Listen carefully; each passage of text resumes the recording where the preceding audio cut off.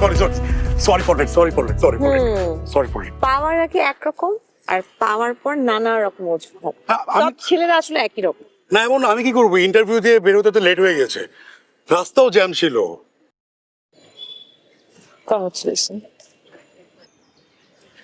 গোলাপ গোলাপ দিয়ে কংগ্রাচুলেশন, থ্যাংক ইউ।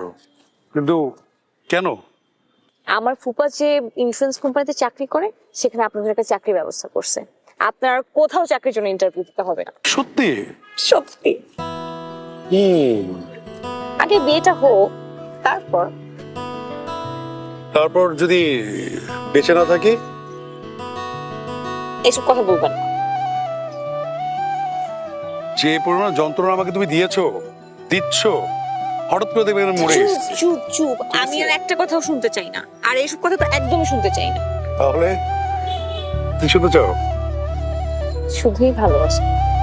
ও আচ্ছা, তাই না? শুধু ভালোবাসার কথা।